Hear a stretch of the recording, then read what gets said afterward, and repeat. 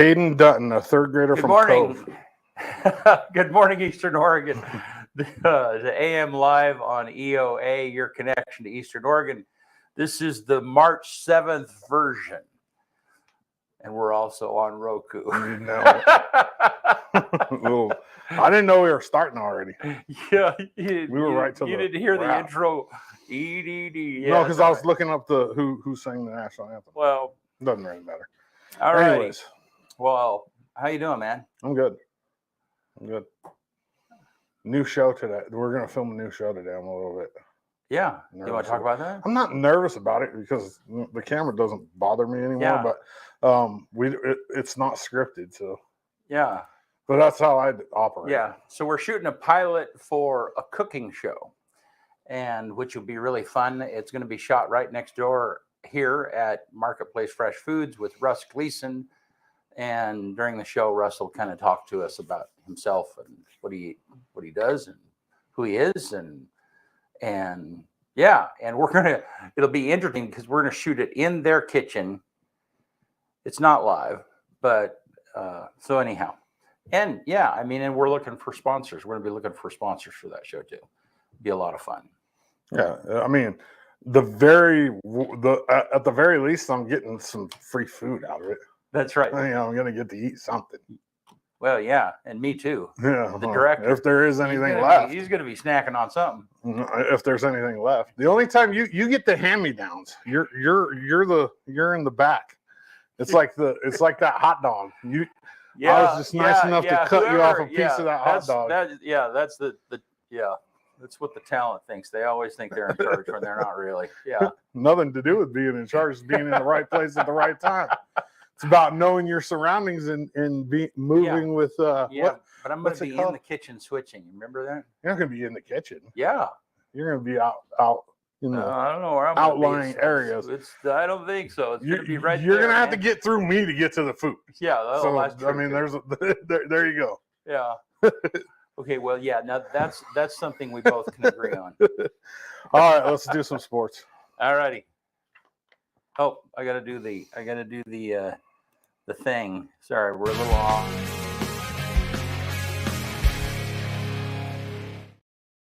EOU baseball had a rough weekend. They got swept on both days by number 2, Lewis and Clark State College, and that's number 2 in the nation. They're a really good baseball team. We have a new coach. He's trying to find a rhythm, and hopefully we can get that kind of in order within the next couple of weeks and start winning some games. They play 4 games this weekend in Caldwell at C of I, and that's another tough baseball team, so we'll see what happens there. Number 19 EOU softball got swept on day 1 by number 10 Southern Oregon University, but they bounced back on day 2. In the CCC, you play doubleheaders on Saturday and Sunday. The first 3 games are the only one that count towards your conference schedule, so they got the first one on Sunday. So they ended up going 1 and 2 on the weekend, and then they lost the fourth one, but that one doesn't matter when it comes to conference standings. They go to Canada this weekend, which is always interesting. Last year, the baseball team left a player in Canada because of COVID. Oh, that's right. Yeah, it's all, you know what I mean? You're going across a border with, 35 people, and it can be interesting. Better have all your paperwork in line. They play two doubleheaders there against British Columbia, which is in Vancouver, British Columbia College, which is weird. That team is a part of the CCC in softball. It's crazy. It's the only sport where we have a team that is not in the United States. Huh. Softball. Wow. Yeah. EOU men's wrestling. Congratulations to Hunter Sparks and Noe Orozco. They both Hunter got second. It's the first time a male wrestler has made the finals since the reinvention of wrestling at EOU in the national tournament. And he lost 5-4 in the finals, but man, what a season.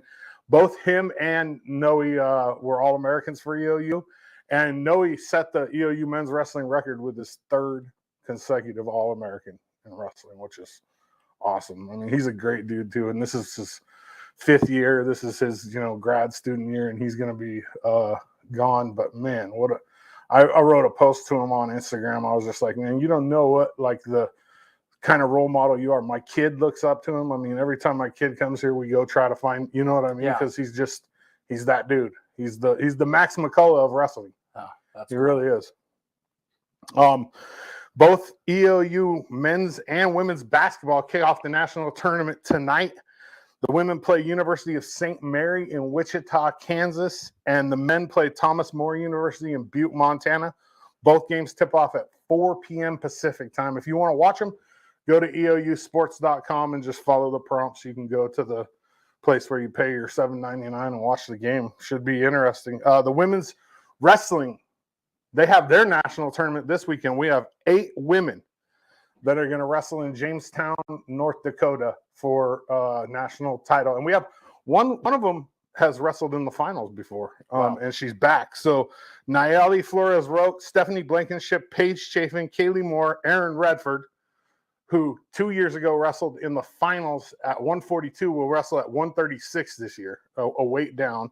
And then Morgan Shines, Liv Weber, and Olivia Robinson, who Olivia Robinson got 3rd last year. So we have, I mean, our women are legit wrestling too. I was telling, I can't remember who I was telling, but I went on a trip with them. I rode the bus to Central Oregon, with the men's and women's wrestling team. And I'm like, there's no difference in preparation. The only difference is the girls braid each other's hair. Seriously. I think I saw a picture of that. Dude, it's like, everything else is exactly the same. Like they practice. Wrestling is the only sport where you have a full-on practice before your match. Right, before your match. You got to lose. Most of them are trying to lose 4 pounds. Wow. You know what I mean? You carry that weight all the way to the day of. Yeah. And then every wrestler on the planet can lose 4 pounds in a practice. I mean, my son does it every practice. So it's like 4 pounds of water weight just comes off during practice, and then you go wrestle. It's crazy. So, there's no difference in men's and women's wrestling. Besides, they do wrestle different styles. Men wrestle collegiate, women wrestle freestyle. So with women, once they're on the ground for 10 seconds neutral, stand them back up. Oh, let's faster, go. No delay. Let's go. Yeah. Stand them back up. Boom, 10 seconds. Let's go. Stand them back up. And so then that means that they can score a takedown over and over again? Absolutely. Yeah, okay. Yeah, and that's the only difference, really. I mean, I thought the grips were a little, I'm trying to think of. There might be some difference in collegiate. It seems like there are some holds that you can clasp. You can never lock hands. You can never lock hands like this. It seems like this was years ago. Yeah, there could be. I don't know it that well. Good morning, bud. There's my armchair quarterback coming off of hip surgery. Yeah.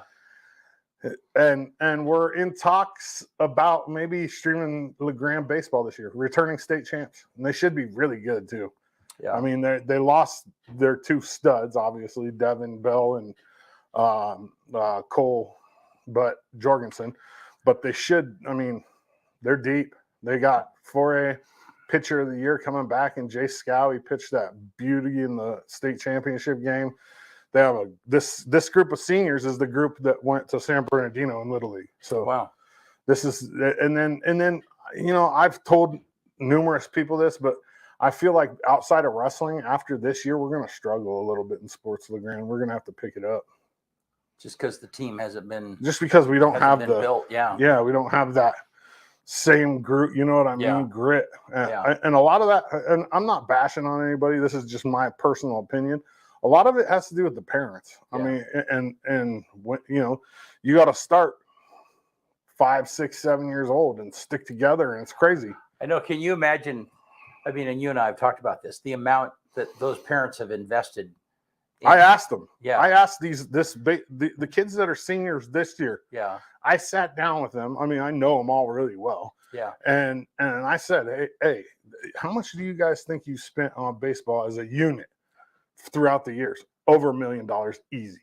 Wow. They said on travel, camps, everything, gear, over $1 million easy. Like not per player, but as a group, as a collective group. Right.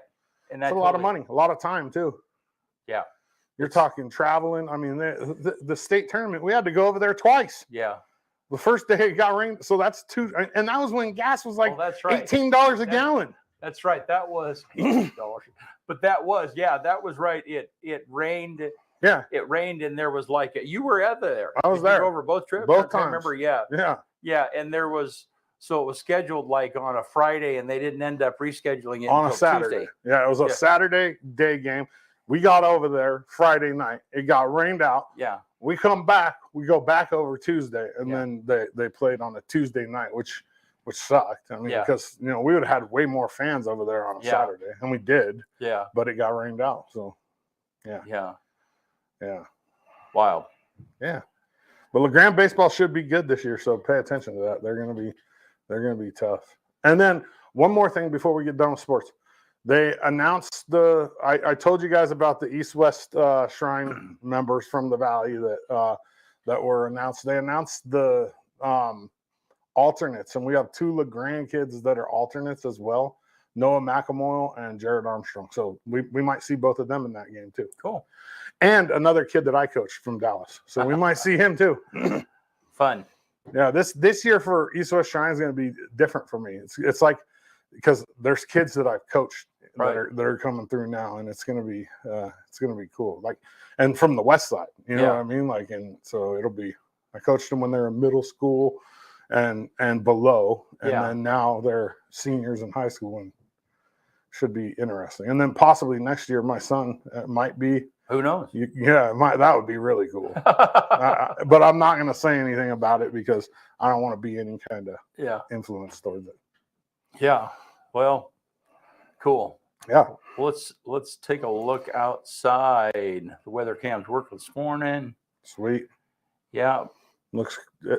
Let's see what Gabe has for us. The European model shows that isolated shower threat increasing for your Tuesday, meaning some of us could be dealing with a little bit of that grapple mixing in with that rain and snow. Heading into the day on Tuesday for LeGrand, it looks like this will start out into low to mid-20s at the 8 o'clock hour. Dry conditions to start with some sun breaks around. Otherwise, more clouds than not the first half of the day. In fact, thickening cloud cover by the noon hour would start to bring at least some isolated snowflakes in the mix. But then we see increasing winds during the day, changing to the south and gusting up to 30 miles per hour in spots, bringing warming temperatures with highs into the upper 30s late day. That's also when I'm expecting slightly more widespread moisture in areas, meaning more of that grapple and rain would mix with more of that instability caused by those sun breaks. That 7-day forecast sponsored by Valley Insurance shows those early morning numbers for your Tuesday into the mid to the upper teens to low 20s, with the exception for 30 in Pendleton. That cold spot 4 in Burns. Afternoon highs mid to the upper 30s to about 40, with the exception for that warm spot 46 in Pendleton. That snowfall for your Tuesday through about midnight would be fairly scattered and light, only expecting a dusting to 2 inches for the mountainous valleys, meaning Pendleton wouldn't see any snow. In fact, they could just remain dry, while Burns could be that one outlier upwards of 3 inches.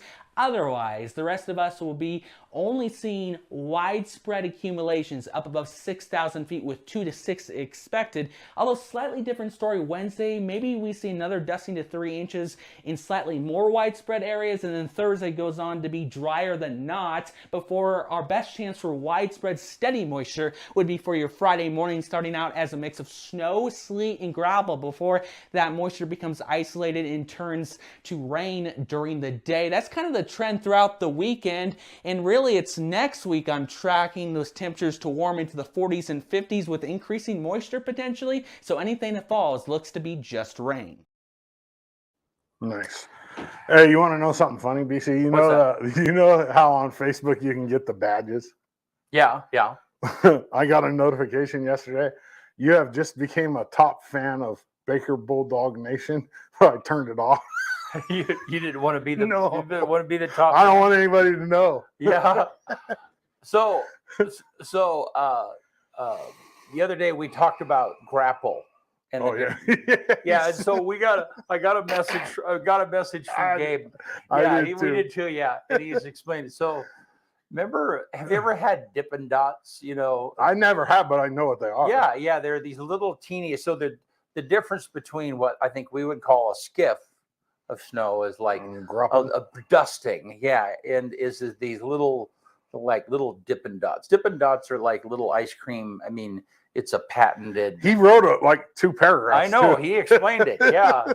he has a very. Thank you, Gabe, for the explanation. Passion. Yeah. It's a very specific thing when he talks about grapple. Yeah. So good stuff.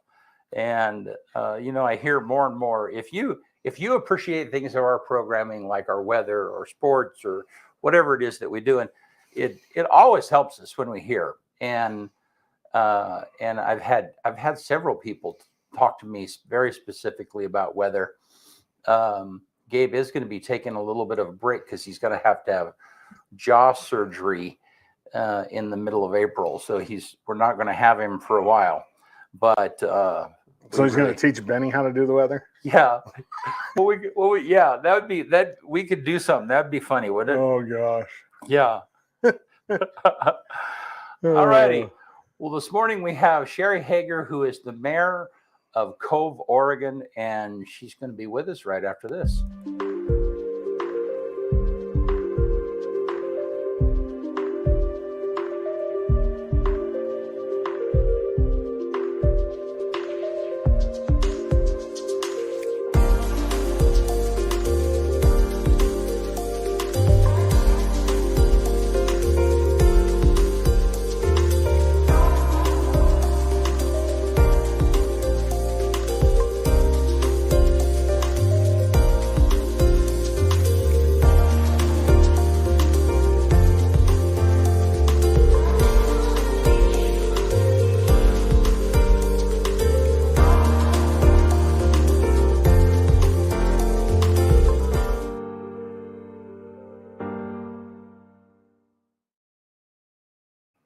All right, we're back with Sherry Haeger from Cove, Oregon. How are you doing? I'm great. Thanks for having me. Yeah, you and I have known each other for a while. We served on the Chamber of Commerce board together a few years ago. Yeah, it's been 4 years now. Yeah, 4 years ago. So, and I remember reading your bio because because you and I were actually coming on at the same time. Right. And so you have to submit some kind of a bio so people know who you are. Yeah. And I remember reading your bio. I was like, how in the world did she get to La Grande, Oregon? That was the question, that I had. And because you have an interesting, you spent a great deal of your time before being in Eastern Oregon in the tech industry. Yes. Yeah. Yeah. So start with give me a thumbnail version of where you were born. And, sure. Yeah. And then kind of how you got to La Grande. Sure. Everybody asks me that question. How did a girl like me get up here to this small area? So I was born and raised in Sacramento, California. Okay. I have a brother and a sister. You know my sister, Cindy Edwards. Yeah. She's a year younger than I am. And I ended up working for Apple in 1999, 98, 99. And it was in a small town, now I consider a huge town, called Elk Grove, south of Sacramento. And I got into supply chain and logistics. That's the role I ended up taking in the long run. Mm-hmm. And I worked for Apple most of the 2 decades. And then at the end of those 2 decades, I worked for Google. And I worked all over the world. I was in Singapore, I was in Prague, I was in Costa Rica, I was all over China at the facilities that were building computers and phones and all of that. And I just it was an accidental career. I got hired initially into Apple as an administrator and an administrative assistant.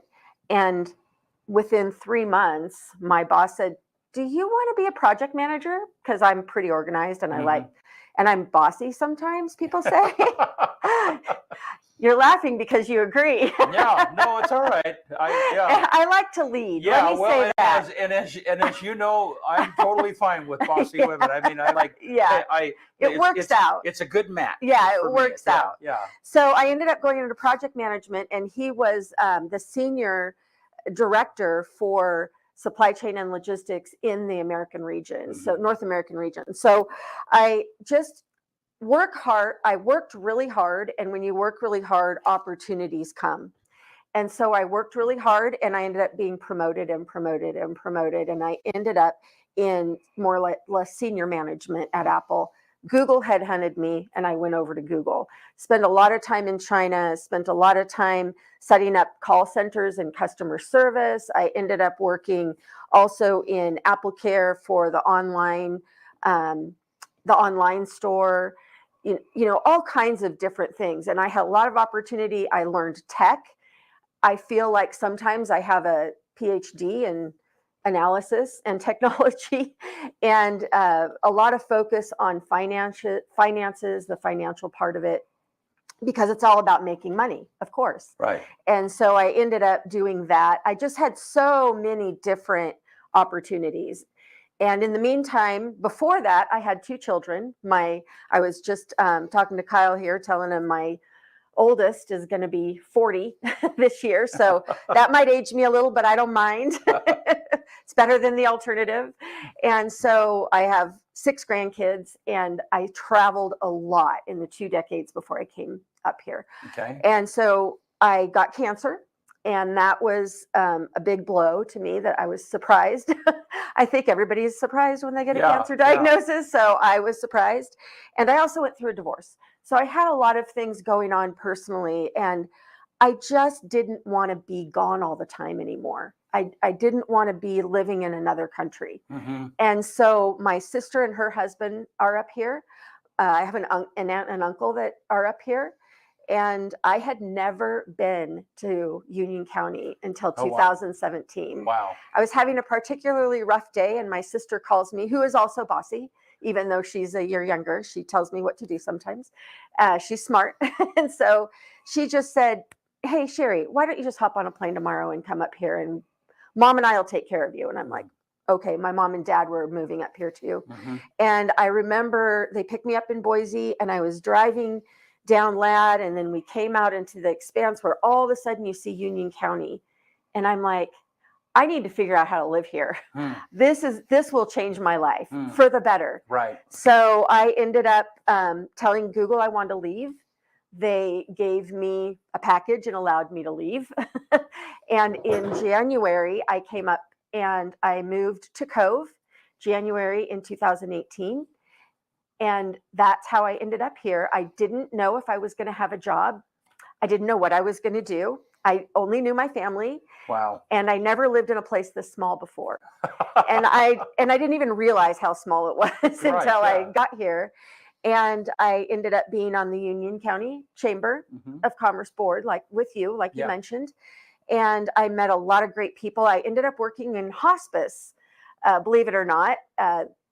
So I worked in hospice for 3.5 years, right, or 2.5, 3 years, which is customer care centered. That's correct. I mean, and it was sales and marketing basically. Right. So it was about helping people, which is what I did the whole time, and business process. So I was a business process engineer at the base and an analyst, and then on top of that grew this other career.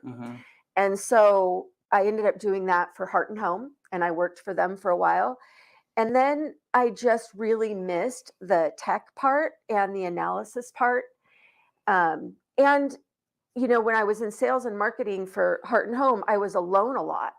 I was in my car, going and helping families with their end of life decisions and that kind of thing. And I just really I like the camaraderie in an office. I just realized I liked that. So I'm just, thinking, what can I do? And I ended up meeting the Barreto family. Okay. And Jessie Baker lived across the street from my parents, and she's a Barreto. And we became friends, and I told her about my history. And I said, could Barreto use me? And she said, let me talk to my sister. So she talked to Jackie Leonard, her sister, who is the CFO for Barreto. We hit it off. Turns out they need my kind of help. And now in July, it'll be 2 years I've been working for Barreto. And I'm an enterprise system support person is what they call it. But it's really managing the software. And I'm also a business process engineer. So as Barreto's growing like crazy, they need my support and my help and my expertise in supply chain and logistics. Cool. So all that being said, that's how I ended up here. Yeah. You knew I would be able to tell the whole story. You did. With a lot of words. Yeah. So now then go connect us to Cove of Oregon. Yes. Which is why you're here this morning. That's right. Yeah. Oh yeah, let me go there. Yeah. So anyway, I ended up moving in Cove. I rented a house when I first moved here, which I then bought because I have the best spot in the city of Cove. I'm positive I do. I sit right over across from the Ascension School and I see all the valley, that same valley that I saw the first time I drove into Union County. And so I bought the house, and I ended up finding the man I married last November. And my sister said to me after I was on the chamber, I was done with the chamber, she said, you know what? You should run for mayor. And I'm like, what? So I went to a couple of council meetings and I thought, I could lead this group. You know, I think I had people on my teams larger than the 623 people that are my constituents in Cove. So I was never in politics before. Yeah. So I ran for mayor, and my platform, my first term, and this is my second term now, is I love Cove, because I do. I love the place. I love the people. I love the ethics. For me, I put God first, family and country. And that is what Cove, I think, is about. Yeah. The morals that our people uphold, the sight they see in helping one another as a community. And so I enjoyed all of that. I ended up being really involved in the Cherry Fair and emceeing it and getting to know people that way. And so I ran and I won. And I thought, wow, I just won. I'm going to be the mayor of Cove. So my brother calls me and he goes, hey, Sherry, what does a mayor of 600 people do? And I said, well, I run a meeting once a month and I'm in a parade once a year. Yeah. That's what I do. Yeah. But I really do more than that. It's all about building relationship. Right. And it's all about, my boss are the citizens in Cove. That's my boss as a mayor. And of course, I'm also part of the city council just because I'm the mayor. Right. And so my goal is to build a team that's going to support the needs of the city of Cove. Yeah. And those needs, actually, what I see right now and what I've seen for a while is making sure that we make good fiscal decisions and we make good decisions about how we treat the people and the citizens in Cove. That's really important to me because they're the ones that we're here to help. Right. It's all volunteer. So what could I bring to the table? My knowledge about finance, my knowledge about how to build relationship and hold relationship. Yeah. And so that's really what I like to do. And that's what I like about being the mayor. Yeah. The thing that's hard is a lot of times people aren't happy when they come into the city and to a council meeting, and they have, we hear more about the things we don't do right than the things we do right. Sure, of course. And it's customer service. Yeah. So, my goal is always to have the citizen feel they were heard and know they were heard and act on it in a way that benefits the entire city and the entire community. I was on the Cove Community Association for a long time. I'm no longer on that because the mayor gig is more work than I thought it was going to be. And I really do more than what I said about the meetings and the parade. Right. And Cove Community Association's awesome. We work closely with them to make sure that we're bringing more community to the city. And that's really what we want, is community. Their focus is the entire zip code. My focus is just the city limits. That's the difference. And Cove, and most people don't know that. They wouldn't make that distinction. Yeah. So of course, I've been here 25 years, so I've known of Cove. My kids live out there and built a house out there, and so then we make trips out there all the time and stuff. Yeah. And it's not, when you go up Angels Lane, is that Antles.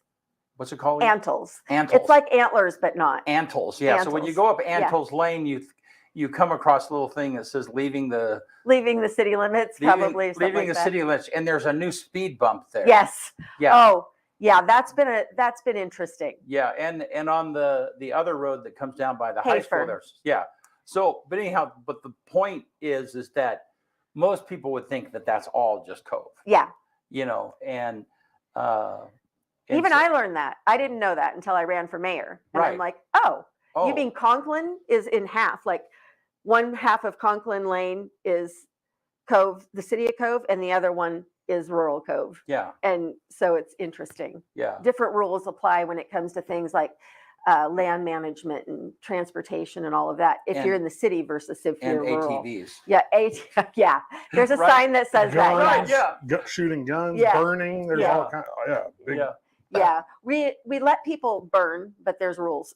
Yeah. You know. But if they're in the county, the rules are different. Yeah, they are. So, And it's interesting things like there's things the city doesn't really manage.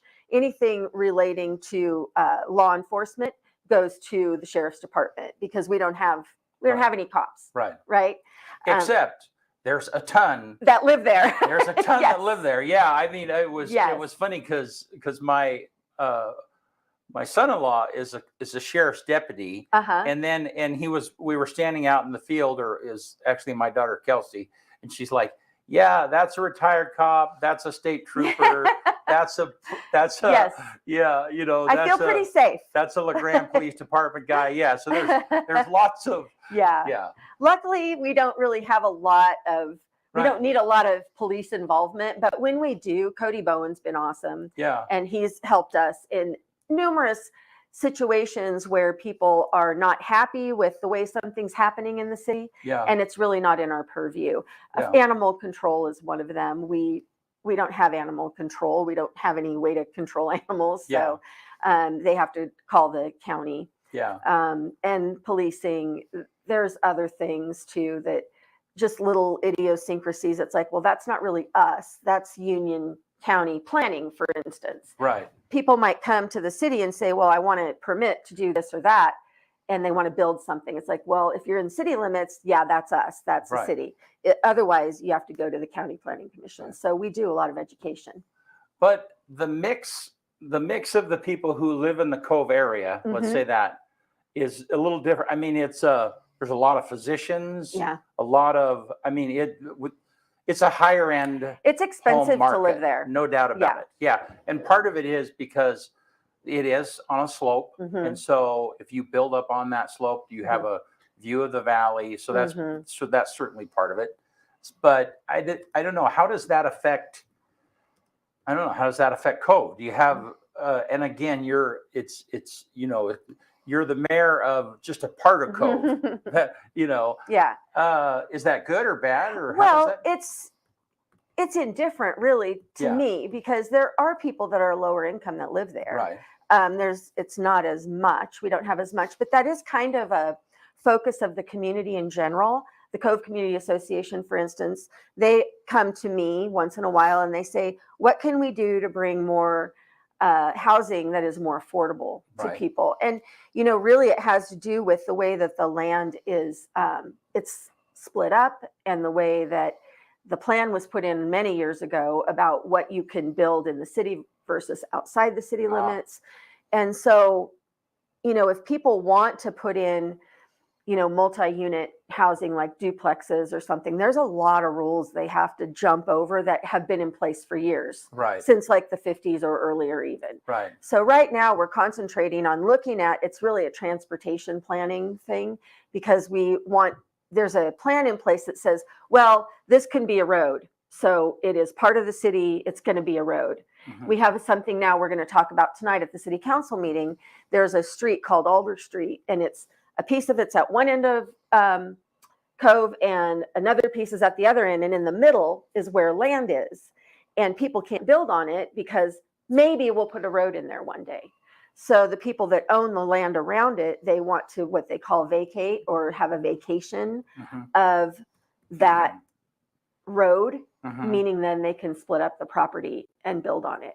Right. So we're facing a lot of things like that. One of our council members, Jason Stone, who's a retired police officer, he is heading up that committee, and he's going to report on that tonight. Where are they in rewriting the plan for the city? Because we're growing. We are growing like crazy since I moved here, and I'm not counting people in the city of Cove because we can only hold so many people, right? But in the whole area of Cove, I drive from LeGrand to here, and it's like 3 times as big, the lights at night, Right. My husband and I were just talking about that, how you can just visibly see the growth. And so we can't grow really in the city until we make some changes. And that is complicated. It's very complicated. Because you have I mean, I just know this because I've had lots of interaction with LeGrand building commission and doing that, and then also in Island City. We live out in Island City, and a few years ago we were considering building some duplexes on some property that we have, and at that time it was more complicated to build in Island City than it was LeGrand. And so since then, Island City they've reworked those codes, but still, it's a lot of work. Right. And we have that too. And we don't really have somebody who is our planning commissioner for the city of Cove. We're actually looking for a volunteer position for somebody, and maybe not volunteer if we need to use like their expertise as far as their degrees and all of that. We really do need somebody who is our planner, because we really don't have one. Our city recorder kind of acts as that in conjunction with our public works director. And so we're just kind of waiting to see how that's going to go. And that's my vision, is if we had somebody who could be our planner, just on an as needed basis, because we don't always need somebody on staff, but we do need someone with expertise. We rely on Scott Hartel, who's the Union County Planning Commissioner, but he's busy. And, really, he doesn't know what our city needs and wants unless we tell him, and he does a lot of homework. So we need somebody that's an expert in the city of Cove. We also are in a unique situation right now. Our past recorder resigned. So we have a temporary recorder at the moment, and that is going to be an open position in the next couple of months. And she's learning a lot about the financial part, which was really important for us to get really straight. And so that's been our focus. And then Jason looking at the transportation plan.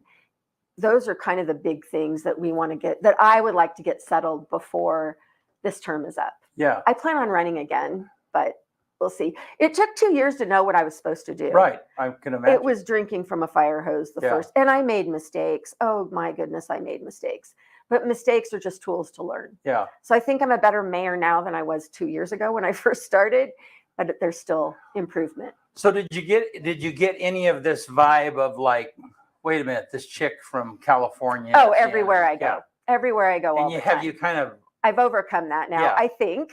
Well, and I think that, part of that is it's just meeting someone, talking to them, understanding, getting to know me, getting to know them. And I have changed views on, lots of different things socially, just because I didn't know. Right. I do know you can't go to a restaurant and talk about anybody because their cousin is sitting behind you. I learned that the hard way. So that was a bummer. But, I remember my sister telling me, when you live in a small town, you behave, because if you don't behave, you lose privilege. And it's like, and the privilege is relationship. Right. And so you don't treat people poorly. Yeah. And my parents taught me that. Right. You don't treat people poorly. But if you do it in a place that's a small town, small relationships and all of that, then you lose the opportunity to become a community. Yeah. And I don't want that to happen ever. And my goal, even in a council meeting, is to keep the peace. Yeah. Let's keep the peace. Let's, hear what other people have to say. We all have different ideas. Yeah. And I've learned a lot. Well, generally, and we forget this in this day and age, is we have way more in common than what we disagree about. Yeah. And so much of society these days is picking on that 5% or whatever that might be that we don't agree on, and that's frustrating. Raising it to the top. So that's frustrating for me because I'm of the same mind. Yeah. I know that we're all humans. We all have a soul and a spirit and a heart, and we're here not to be miserable people. Yeah. We're here to, do life and have a good time. And the way you do that, you can either be right or you can be happy. Yeah. I don't always need to be right. Yeah. But I always do want to be happy. So are there times when you look back at that corporate experience and, and you're drawing these parallels on where you are now? And there was a period of time I worked for corporate for a while in my, and it was awful. in some ways, you know. I mean, I mean, I don't know, make a comparison for that. I mean, because it's a totally different world for you. Yeah, it's very between these- different. Yeah. There's a couple things that I don't miss at all. My commute was 2 hours one way Wow. in California. And my apartment, I had an apartment, a 500 square foot apartment that cost more than any house in Union County. That's crazy. So yeah, that was really crazy. So I don't miss that. I was missing the office camaraderie, teamwork kind of thing, but I have that at Barretto again. Mhm. So that's okay. I did lots and lots of travel, and, you know, I have a lot of friends retiring now, and they're going out and traveling. And they're like, "Oh, you already traveled. Isn't that awesome?" And I'm like, "Yes, it is awesome, because guess where I want to travel to? Maybe Embler, Mhm. maybe Yeah. maybe Elgin." Yeah. I'm perfectly happy just being here and traveling on the west side of the United States. Mhm. And I learned a lot about the differences of people and culture. The culture here is one. I'm used to a culture of many, many kinds of people. Right. And I enjoy understanding that when I hear somebody say something or do something, it's not that, you know, they're wrong or right necessarily, unless it really is like against the law. But I want to hear what they have to say and learn about how they think. Right. Because I had to do that in other cultures where I didn't even speak the language. Right. So I think that's the comparison. Is I learned so much in the 20 years before I came here, that being here helps me know how to interact with people and how to Mhm. get things done Mhm. in a way that everybody knows that they're valuable. Right. Because I made a mistake of giving somebody a bad review in Asia one time, and they quit their job because they needed an improvement in their job. Yeah. And I'm like, "Oh my gosh, I didn't mean it that harshly." It wasn't Yeah. even harsh. Right. Actually, it wasn't even a bad review. It was one thing they needed to improve, Yeah. but it was dishonorable to them and Right. disgracing, so they quit their job. Wow. So, you know, now I try to pay really close attention to what people value, and to honor that and respect that. And at the same time, not letting go of what I value. And that is, and we talk about this a lot, because that is EOA Live. I mean, we really work at listening to people, and, you know, we don't always agree Mhm. with where somebody what they might Sure. be thinking, but at the same hand, there's just a natural curiosity, at least for me. Then how did you get there? Mhm. What is behind you thinking that particular way? Mhm. And it's just, that's really important. We have, you know, you're absolutely right. It's at least respecting everybody's voice, Mhm. respecting their thoughts and what Yeah. it is that they're thinking. So Yeah. no, and that is missing so much. The ability for people to be able to listen outside of Mhm. themselves without sacrifice, or without letting go of what it Mhm. is that is Right. you. Yeah. Right. And not everybody can do that. Yeah, I don't do it well all the time. Yeah. I try to do it every time I speak. Right. But, you know, I'm growing. I'm always going to grow, and I'm always going to learn. Yeah. And I'm always going to be able to grow relationship. I mean, I grow relationship with my husband, with my family, with my coworkers. And that's something I really enjoy. So looking at Cove, what are some things that you want to improve? What are some I'll some tell of the you. things out there that Cove really, you know, in the next 10 years or the next 20 years, this is something that Cove really needs to make headway in? Yeah. So I think there was an unfortunate situation with the school superintendent, and then that relationship needs to be rebuilt. And that's very important to me, because the school is really important to Right. the city Yeah. of Cove. And people are very Mhm. enthusiastic about Cove schools. Yes, Yeah. yes. I try to go to games and things. I Yeah. can't go to all of them. Like Kyle said, you can't be everywhere, huh? Right. It's impossible. Yeah. So I think that can always be improved as a relationship I'm thinking of. I think that Cove really needs to continue the growth that we're seeing in the relationship between the city and the Cove Community Association. I want to keep nurturing that, because it's getting better and better. I mean, they're doing great things. They arranged a tree lighting at Christmas and carol singing, and they do a lot of good things as far as the social aspect. As far as the way Cove is organized, I think that we're making headway in how the city is run with some transparency to the citizens of Cove and some clarity. And I do know we need help with planning. Just, the whole thing, can I build a house here or not? Right. That whole thing needs to be revamped, and that's part of what we're doing.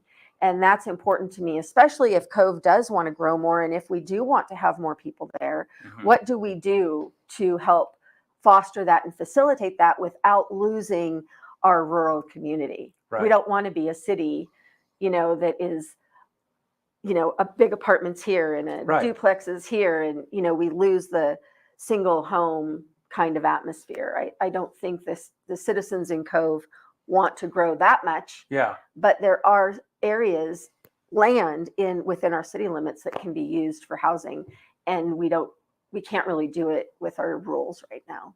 Cool. With our charter and ordinances. So we're working on that. Good. Well, always a pleasure to talk to Thank you. you.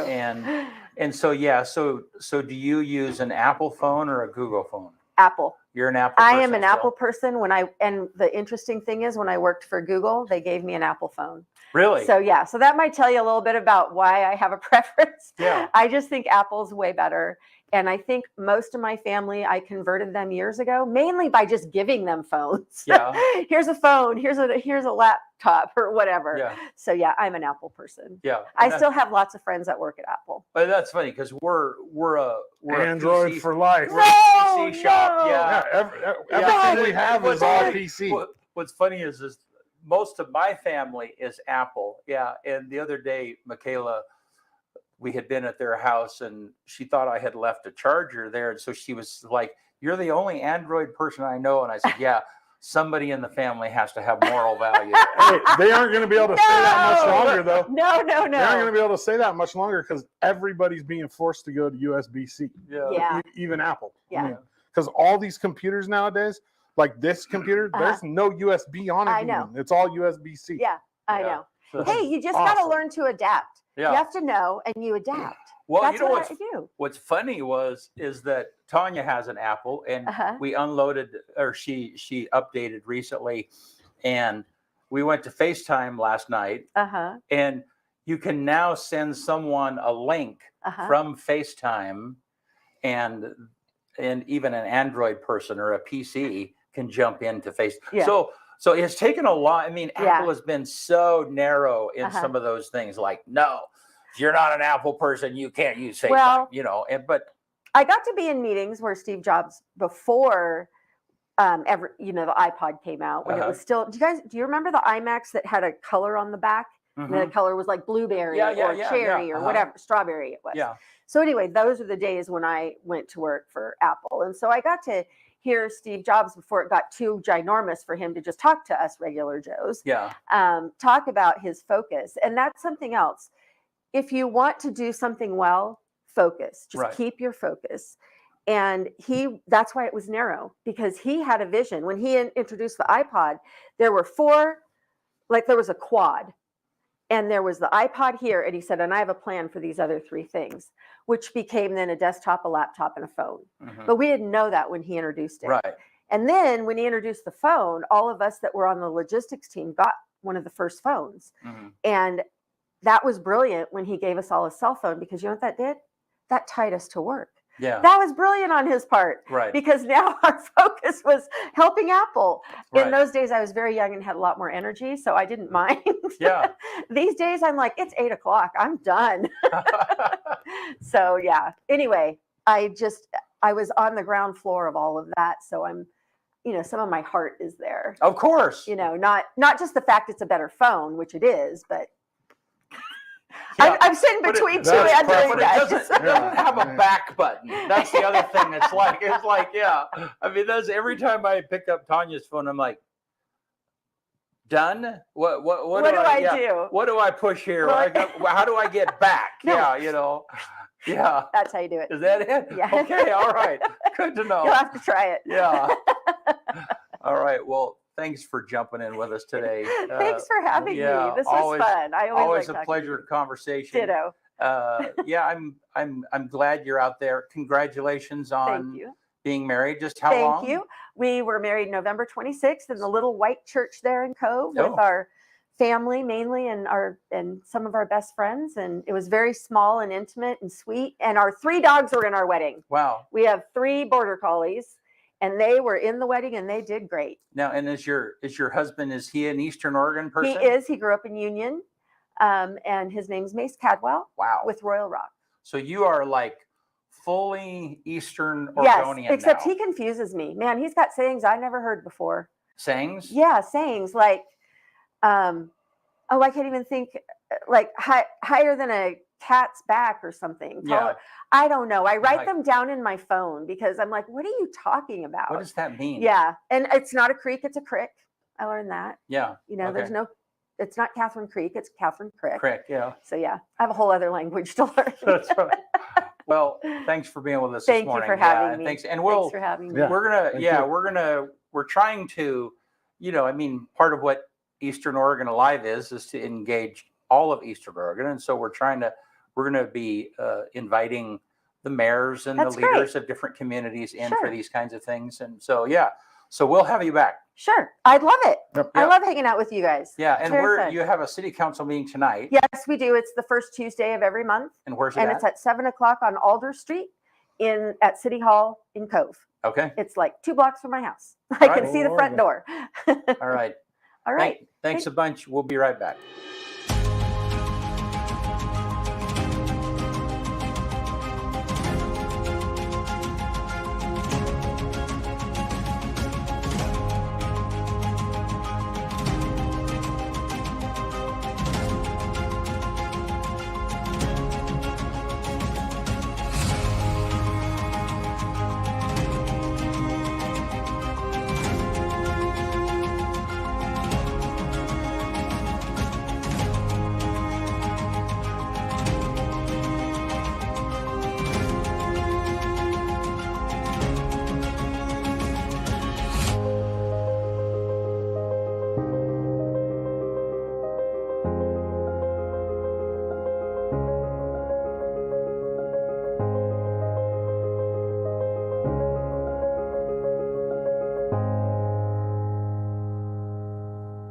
Eastern Oregon's weather can oftentimes seem unpredictable. One minute it'll be raining, then it'll be sunny and wonderful, then snowing and then sunny, then the next it'll be raining cats and dogs, literally. So how do you prepare yourself for such flip-floppy weather? Well, by tuning into EOA Live Weather with me, Gabe Curtis, of course, the most accurate weather forecast in all of Eastern Oregon. I'll keep you informed with daily weather updates that can take an in-depth look through the next 7 days. Because if cats and dogs are literally going to fall from the sky, you will want to know. EOA Weather right here on EOA Live, your connection to Eastern Oregon. Now on Roku. We're back. All right. Yep. All right. Well, why don't you get us out of here? Todd, what's up? Todd said, good morning, guys. Todd took a spill. I It's saw. on video. He I got didn't- tripped. yeah. He went down hard. I saw the video. I was unsure. Did you get bashed up? What happened, Todd? He was running like down the court. No, I mean I saw the video, Oh, but okay. I didn't know whether he got injured or did you finish the game? I didn't know what happened. I don't know if he finished or not, but he did bruise his elbow, I think, Yeah. or shoulder, and then his hip is what he said on Facebook. I messaged him, but it's just like I was going to talk a little smack, but I felt bad. I was like, hey, we would have been there. We could have done a couple instant replays like That's over in right. Yeah. Yeah. Watch the ref hit the wall. like in football when he took a spill over in Baker. Yeah. Dangerous job. Oh, finished the game. Sprained wrist and bruised thigh. There you go. All right. Dang, that's tough, man. We lost the ref this year to a blown Achilles tendon earlier, Floyd in Baker. Baker's bad luck, man. Top fan badge. Top fan badge. That's hilarious. It is what it is. All right, let's go. Let's get us out of here. Okay. On this day, which is March 7th, 1778, Captain James Cook first sights the Oregon coast at Yaquina Bay. What year? 1778, Wow. Oregon coast, James Cook. 1778. Yep. Wow. 1857, baseball decided that to end a game, you would play 9 innings instead of going to 9 runs. So up until 1857, a baseball game was decided once a team scored 9 runs. Oh, wow. Yeah. Okay. And then they said, okay, well, we're going to play. Well, I'm sure there were some games that took Right. 8 hours and To some get to games 9 that took runs, yeah. 10 minutes. You know what I mean? Yeah. Because, I mean, the EOU baseball team gave up 10 in the first inning the other day. So, I mean, Wow. it could be quick. Yeah. 1876, Alexander Graham Bell received a patent for the telephone in the United States. 1876 on this day. 1912 on this day, Ronald Amundsen announces his discovery of the South Pole. South Pole. What year was Discovery. that? 1912. Huh. 1926, the first transatlantic telephone call from London to New York. 1962, on this day, the Beatles made their broadcasting debut on BBC Radio. 1962. 2019, on this day, Queen Elizabeth II of Great Britain posted on Instagram for the very first time. Wow. 2019. And it was a letter between mathematician Charles Babbage and Prince Albert. She posted a picture of a letter. Huh. The number 1 song in the country on this day, 10 years ago, was Thrift Shop by Macklemore, Ryan Lewis. Thrift Shop. Yeah. I have no idea what that song is. You don't know that? No. Huh. So he's a Seattle rapper. I mean, if I recognized it, heard it, I might. Yeah, I'm not gonna go there. Quote for the day. James Collins. Greatness is not a function of circumstance. Greatness, it turns out, is largely a matter of conscious choice and discipline. One more time. Greatness is not a function of circumstance. Greatness, it turns out, is largely a matter of conscious choice and discipline. All righty. That's it. See you on Thursday. Yep. Right here. We have a guest, but I can't off the top of my head. Ryan, no. Scott Carpenter? Yeah, I think so. I think so too. That was just off the top of my head just because I looked at the schedule the other day. I think that's right. Scott Carpenter is the curriculum director of the Grand School District. Cool. So I don't think that's his official title, but it's something like that. So See you on Thursday. all right. Thanks so much.